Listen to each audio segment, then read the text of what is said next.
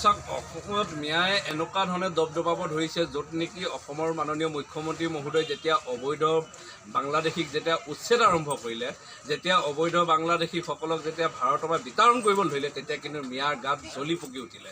আৰু মিয়াই তাতে সীমাবদ্ধতা থকা নাই। মিয়া আহি ঐতিহাসিক শিৱসাগৰৰ ৰংঘৰৰ বাকৰিত পালে আৰু তাৰ পৰাই ৰফিকুল ইছলাম নামৰ এজন মিয়াই আহি পিনাই সকিয়নি দিব পৰা হ'ল অসমীয়াক।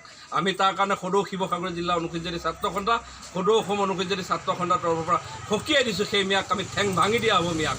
আৰু তাৰ সমান্তৰালভাৱে আমি চৰকাৰক আহ্বান জনাইছোঁ, এই যিসকল অবৈধ বেদখলকাৰী আছে সেইসকলক আৰু উচ্ছেদ কৰক, ইমানেই কষ্ট দিয়ক যাতে তাহাঁতি ভাৰত এৰি পলায়ন কৰিবলৈ বাধ্য হয়। তাৰ সমান্তৰালভাৱে ৰফিকুল ইছলাম নামৰ সেইজনক প্ৰশাসনে যাতে ঠেং ভাঙি আনি তাৰ ওপৰত যাতে আইনগত ব্যৱস্থা গ্ৰহণ কৰিবৰ কাৰণে আমি আজি এই শিৱসাগৰৰ ঐতিহাসিক ঠাইৰ পৰা তেখেতলোকক আমি আজি আহ্বান জনাইছোঁ। তাৰ সমান্তৰালভাৱে মিয়াক কিন্তু সকীয়াই দিছোঁ। মিয়াক অসমীয়াক যাতে মূৰ দাঙি কোনোদিনা কথা নকয় তাৰ কাৰণে আমি সকীয়াই দিছোঁ আজি।